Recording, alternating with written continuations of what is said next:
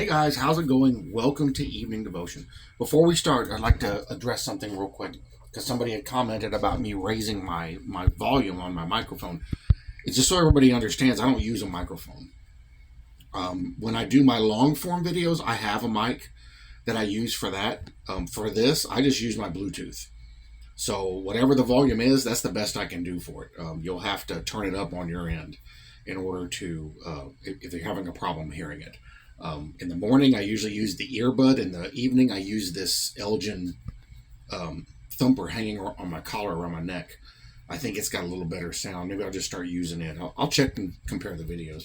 And if it does, and if you guys wanted me to make it a little louder, I'll just use this Elgin thumper all the time. I think it's pretty loud, but I can play around with that. But that's all I use for my short form videos is just a Bluetooth. We're very low tech around here. We have pretty small investment in this ministry. I think overall, completely for the last 6.5 years, I think I've total spent $60. There's just not that much that's needed. We're not dealing with a bunch of high quality, movie quality stuff here. It's getting the word out. That's the important part. But if I am a little quiet, I'll try a couple of these different Bluetooths I have, and we'll see which ones are the loudest. But I can't turn it up on my end unless I'm doing the long form video on that microphone, because I can turn it up in the computer.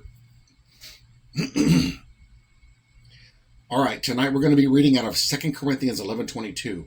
Are they Israelites? So am I. This is Paul. And the whole verse says, are they Hebrews? So am I. Are they Israelites? So am I. Are they the seed of Abraham? So am I. So what he's trying to make a point here. So let's get some context. Paul's sufferings as an apostle. Verse 16. I say again, let no one think me a fool. If otherwise, at least receive me as a fool, that I also may boast a little. What I speak not according to the Lord, but as it were, foolishly, in this confidence of boasting. So this is a weird conversation he's having. Seeing that many boast according to the flesh, I also will boast. And this is what they were doing. I have a reason to. You want to hear my boasting? Here's my boasting. Because he normally doesn't do that. He doesn't brag on himself. But this is what he's trying to make a point to him. For you put up with fools gladly, since you yourselves are wise. He's kind of being sarcastic. For you put up with it if one brings you into bondage, if one devours you, if one takes from you, if one exalts himself, if one strikes you on the face. To our shame, I say that we were too weak for that. But in whatever anyone is bold, I speak foolishly. I am bold also. Are they Hebrews? So am I. Are they Israelites? So am I. Are they the seed of Abraham? So am I. Are they ministers of Christ? I speak as a fool. He's saying, reminding them, I speak as a fool. Are they ministers of Christ? I am more. In labors more abundant, in stripes above measure, in prisons more frequently, in deaths often. That's an interesting little statement there. From the Jews, 5 times I received 40 stripes minus 1. The law back then was no more than 39 stripes. 40 stripes would kill a man. 39 stripes only. So 5 different times he had his back whipped. 39 times. 3 times I was beaten with rods. Once I was stoned. That's recorded in the Bible. 3 times I was shipwrecked. A night and a day I have been in the deep. In journeys often. And a lot of times when Paul traveled, he traveled by himself. In perils of water, in perils of robbers. You had to watch out for highwaymen, for robbers on the road. In perils of my own countrymen. In perils of the Gentiles. In perils in the city. In perils in the wilderness. In perils in the sea. In perils among false brethren. That's a big one, especially today. In weariness and toil. In sleeplessness often. In hunger and thirst. In fastings often. In cold and nakedness. Besides the other things, what comes upon me daily, my deep concern for all the churches. That's a weight. So The church just started. Paul was already concerned because problems had already started. It started literally from the beginning. Everything we see now, none of it's new. That was all back then. Jesus, which is why he sweat, as it were, great drops of blood, was so stressed and overcome with emotion because of the weight of concern. Who is weak, and I am not weak? Who is made to stumble, and I do not burn with indignation? If I must boast, I will boast in the things which concern my infirmity. If I'm going to boast, I'm not going to boast about what I am. I'm going to boast about why I'm messed up. The God and Father of our Lord Jesus Christ, who is blessed forever, knows that I am not lying. In Damascus, the governor under Aretas, the king, was guarding the city of the Damascenes with a garrison desiring to arrest me. But I was let down in a basket through a window in the wall and escaped from his hands. And of course, in the next chapter, Paul keeps going. There's a greater context here. But because we're doing a devotion, we'll focus on this. So Paul was like, y'all think you're something? Okay. Let me share with you, what I got going on. And he's not doing it to brag. He's doing it to prove a point to him, because he's like, but I'm not going to boast of myself. I'll boast in my infirmities. I'll boast in my foolishness. I'm a fool for Christ. I'm not going to boast in things I've achieved, which outnumbered everyone else. We have here a personal claim, and one that needs proof. The apostle knew that his claim was indisputable. There were more than enough witnesses and documentation concerning it. But there are many persons who have no right to the title who yet claim to belong to the Israel of God. If you guys know about the, the Hebrew, is it Hebrew roots or something like that? It's a particular group of people that think they're the original Israelites, the original Hebrews, and they're not. There's nothing at all that links them to that at all. They'll actually go over there. They'll pay, $8,000 to $10,000 to take a trip over to Israel just so they can go over there and proclaim this themselves. And the Jews are like, where's your history then? Show us documents. We have documentation. But they claim to be that. They claim to be a Jew. There's a lot of Christians today that are doing that too. Now, something that I did, and it was quite by accident. But it's funny because I did it independently by accident. Then I was talking to my daughter about that. She goes, oh yeah, I looked it up too. And a couple other of my family members were like, oh yeah, we looked it up. And for various reasons, and they found this. But my last name links to the Jewish surname Wasser. Pretty direct connection too. But I don't claim to be a Jew, even though I have lineage that seems to indicate there's a connection there. I don't claim it. Not going to claim it. I'm not going to claim I'm something that I can't concretely confirm that I am. Not going to happen. If we are with confidence declaring, so am I also an Israelite, let us only say it after having searched our heart as in the presence of God. So if you're standing before God, what would you tell him? Oh, yeah, I'm an Israelite. And God's sitting there looking at you, leaning over on his throne going, really? Got his eyes open, his eyebrows up. Really? You know I created them, right? You know I created you, right? I know exactly who you are and where you come from. So when we stand before God, no, I'm not. I can make no such claim and be honest at all in it. Can't. Even though I've actually found evidence that there may be a connection there for my own family name. Because our last name comes from a minor Polish prince. And at the time, there was a bunch of stuff going on, and Poland was being overrun, and they were trying to kill all the royalty, and they fled and adjusted their names. So my last name actually connects to several different other last names, but they're all from the same group. And I've talked to a bunch of them online and stuff like that, and we got a bunch of people over there. In fact, there's a lady named, she's a distant cousin named Christine Manzik. She works for the Israeli government.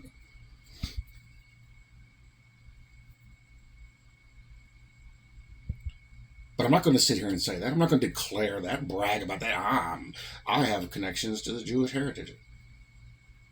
I'm not interested. I'm a Gentile. Had to be saved just like everybody else. So am I also an Israelite? Let us only say it after having searched our heart as in the presence of God. Being truthful. Just like we talked about this morning with Job. Lord, I can't answer. I'm putting my hand over my mouth. I can't say nothing. But if we can give proof that we are following Jesus, if we can from the heart say, I trust him wholly, we did this yesterday, trust him only, trust him simply, trust him now, and trust him ever, then the proposition which the saints of God hold belongs to us. All their enjoyments are our possessions. We may be the very least in Israel, less than the least of all saints. Yet since the mercies of God belong to the saints as saints, and not as advanced saints, or well-taught saints, like a lot of people try to make it out to be, you're not ready to be saved yet because you're not at my level. Wrong. We may put in our plea and say, are they Israelites? So am I. Therefore, the promises are mine. Grace is mine. Glory will be mine. So how can we do this? Remember what Paul said. Or not Paul. Who was it that said it? It was Jesus that said it. They're not Abraham. You're not a father. You're not a son of Abraham by blood. You're a son of Abraham by faith. So by faith, we can confidently say, yes, I am a descendant of Abraham by faith, not by blood. Jesus made that clear.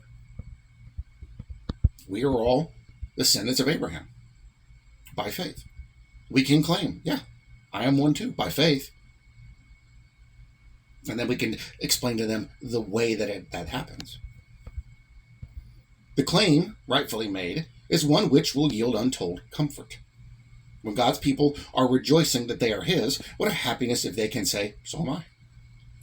So you remember what he said that when Jesus said that he was talking about that, but he was also at one point was talking about the Israelites. He goes, there are people that say they are Jews of the synagogue of Satan.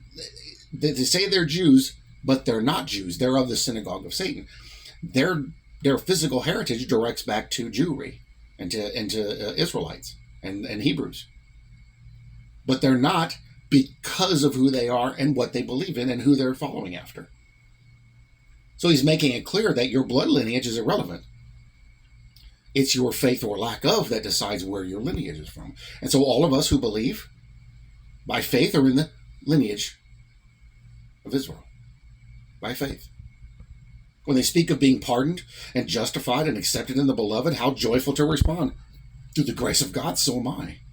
But this claim not only has its enjoyments and privileges, but also its conditions and duties. We must share with God's people in cloud as well as in sunshine. When we hear them spoken of with contempt and ridicule for being Christians, we must come boldly forward and say, so am I. Now here's where a lot of people stumble. Somebody's attacking believers. You Christians. And a lot of Christians just walk past.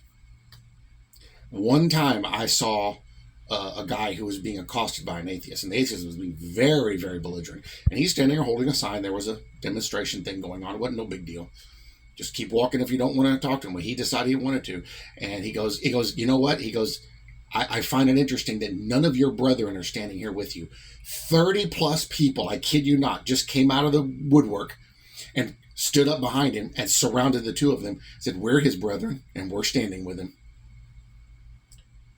And the atheist made his exit and moved on down the road because he realized, well, wait a minute, this isn't a single Christian. See, they don't want to pick a fight or start an argument with a bunch of people, only a single person, because they think they can get one over on them. That's why it's important for us to be familiar with the Bible.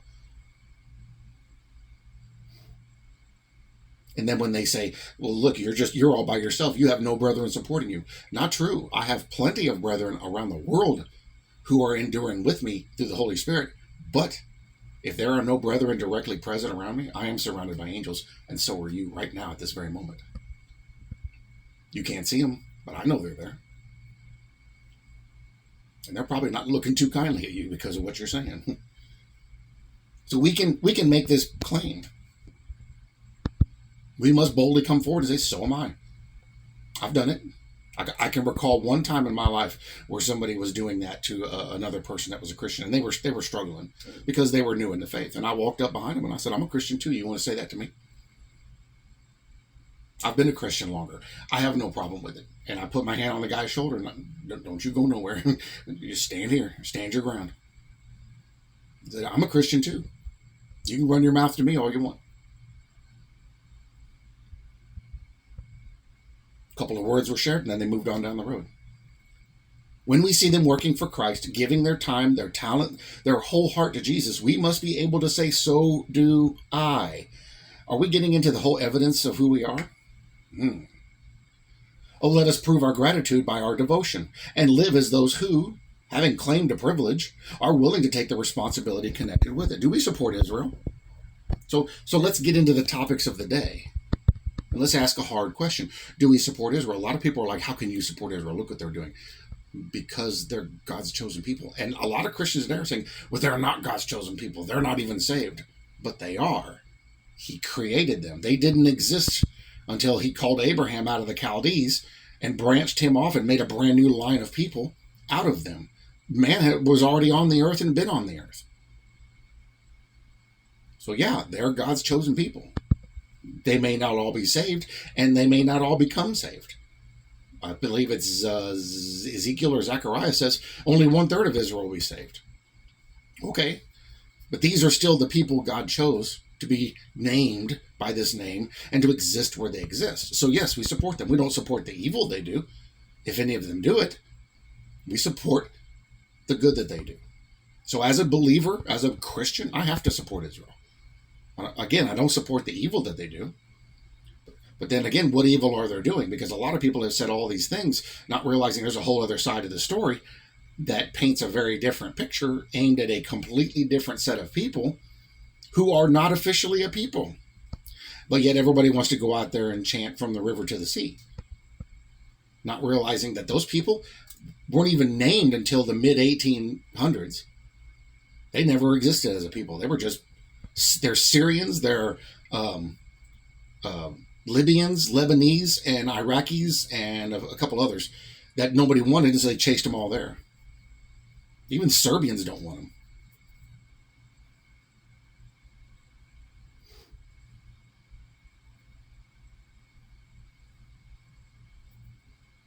He told them, go live there.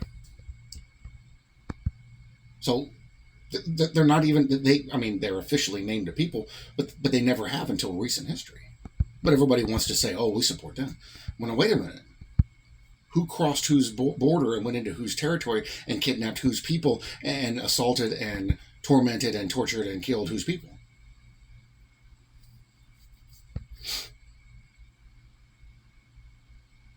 Real easy to see with your own eyes what's actually happening. Problem is, people know the truth, they just don't want it because it's not convenient for them. So when a Christian who is confident in their faith and knows what they believe in and who stands up and says, yeah, I support Israel. I don't support the evil acts, just like I don't support any of these evil acts of anybody here or other Christians, but I support my people. They're my people by faith. But they don't believe. Some of them do. They're my people by faith. Just like my brethren around the world that I don't know have never met. They're my people by faith. Yes, I support Israel. I will continue to support Israel. Again, I won't support the evil that's done by them, which there is some, but I support them because they're God's chosen people. They're my people too. And there's a lot of them, they just haven't come to faith yet. And when they do, even more so. So we have to support our brethren around the globe. Then the question is, like here, what constitutes your brethren? Are they Israelites? And that's when we stand up as Christians and stand with. If a Jew is being accosted, we stand with him. Well, you guys are all Christians. You're all Gentiles. Why are you supporting this Jew? Because they're God's chosen. And whether they believe or not, we support and protect them. And stand with them. You want to criticize them, you want to accost them, you want to persecute them, well, you're going to do that to us too. And how funny that the two most persecuted people in the entire world are Jews and Christians. In fact, this, 2 years ago when the whole October 7th thing happened, they said, we're coming after the Saturday people and the Sunday people. Well, who does that? Who worships on Saturday and Sunday? Jews and Christians. Yeah. Are they Israelites? So are we.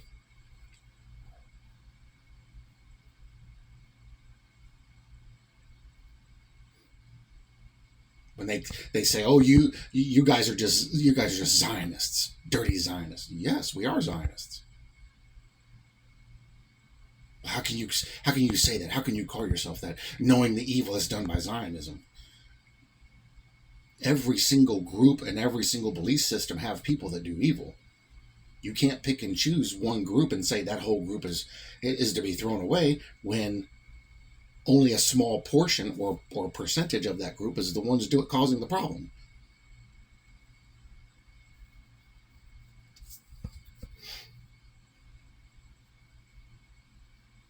So we're Zionists because we're Christians.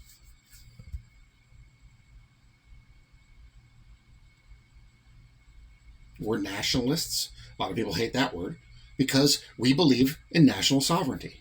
I believe in the national sovereignty of America. I believe in the national sovereignty of Israel. I believe in the national sovereignty of Canada. I believe in the national sovereignty of Mexico, Sweden, Poland, Africa, anywhere. I believe in their national sovereignty. There's nothing wrong with being a nationalist. Nothing racist about it. It comes from a very deep lack of understanding and extreme level of hatred. So extreme that even in full view of all the proofs possible, completely blowing the argument out of the water, they still don't want it because it doesn't agree with their narrative. So here's what it comes down to.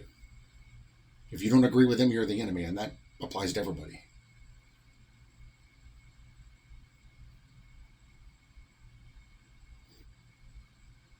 Here's the funny thing, is when they point at us and say, well, you guys don't agree with me for what I believe, so you're the enemy, but you don't agree with me, does that make you the enemy too? So now you're a hypocrite.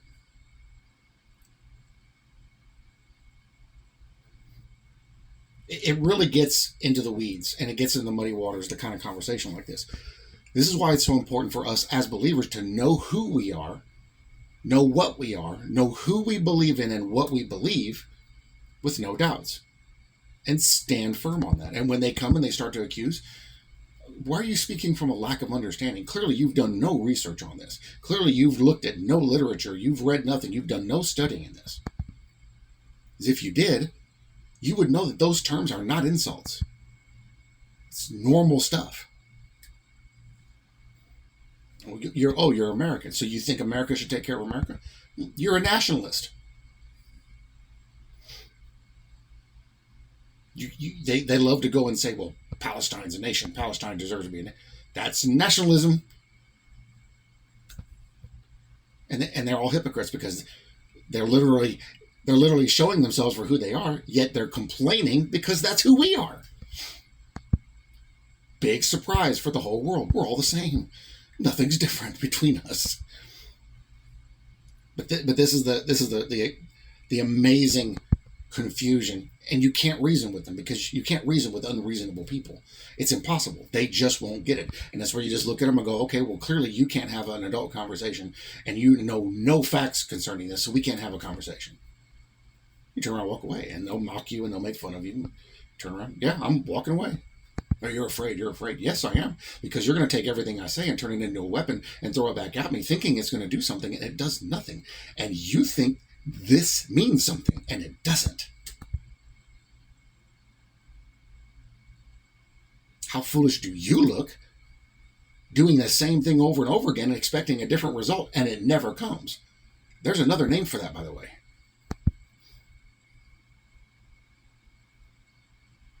So this is the fight we're in with the world at large. And most people won't voice it. You get your radicals that will. Most people don't care. Most people won't voice it.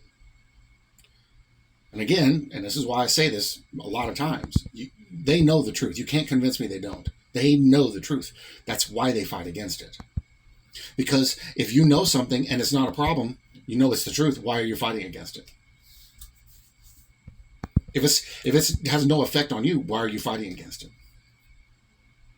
Because they know the truth, and they know it does affect them, and they hate it. Instead of just saying, okay, here's the thing. I can't win against this. They say, I don't want this. Well, here's the thing. I can't win against this. I'm going to join the winning side. But their arrogance and their pride and their hatred get in their way. They can't see clearly. The Bible is meant to blind people, and it does. It blinds a great many people because they just refuse to see. They know, they just refuse to see. So know who you are as a believer. Know what you are and know what you believe in. Do your research. Look the stuff up. Study it. There's tons of articles out there that you can read and then go to the Bible and look at the scriptures and confirm it. And you will then understand. Look up the definitions of stuff. That's what I do.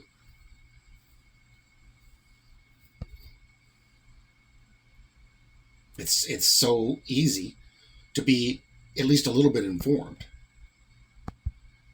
But the best case scenario is to use the superpower every single living person has.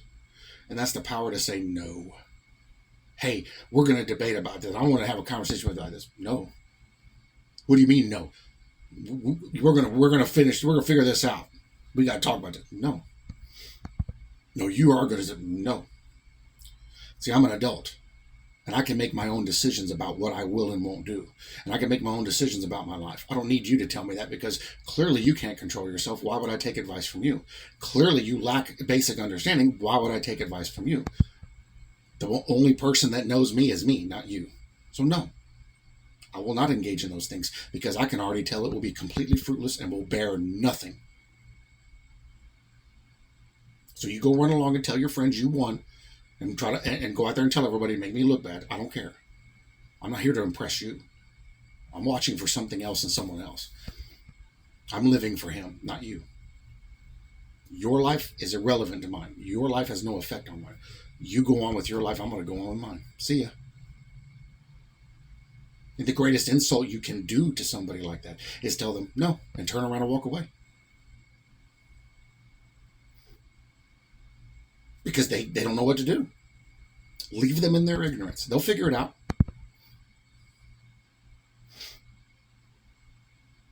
And if they don't, they chose it. You could have reached your hand out for help, but you chose otherwise. You could have just simply said, yeah, I'll take this free gift with no strings attached and been good to go, and you chose otherwise. And so when they find themselves, not all of them will, but some, when they find themselves in torment and they're regretting it, you chose this.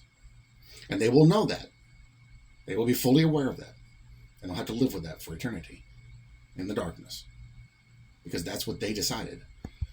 So don't feel like you have to debate with everybody. I gave up talking to people. I gave up trying to convince people.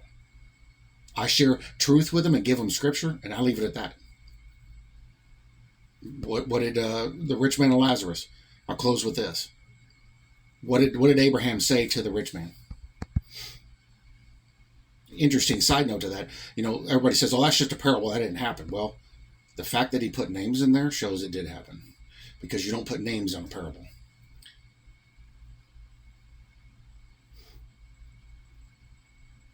And we know Lazarus was real because there's multiple interactions with him. In fact, he was raised from the dead.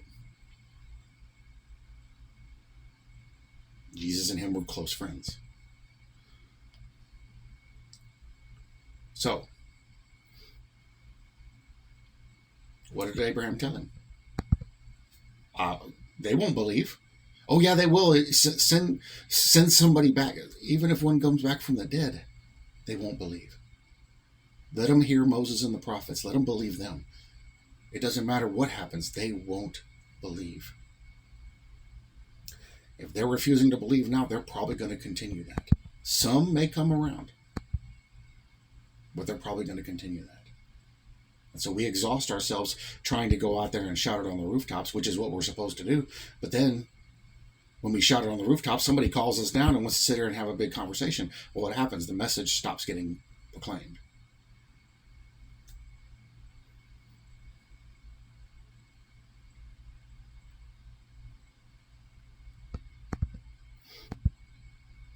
And like I've said to many atheists, just consider this. If you're right, neither one of us have nothing to worry about. Our time will come and we'll pass away and we'll go on into nothingness. That's it. We have nothing. Neither one of us have anything to lose. But if I'm right, you have everything to lose and I have everything to gain. So you can keep sticking your head in the sand. The reality of it is, one of us is right. And if it's me, you're on a really bad end of this. Highly suggest you take another look and consider it. Because you stand to lose everything. And the only way you're going to find out for sure is when you get to the other side and go, dang it, I should have listened to him. Now look where I'm at. And I bet a lot of people will be in that situation. What? Oh, come on. Well, I did it to myself. Now I'm here.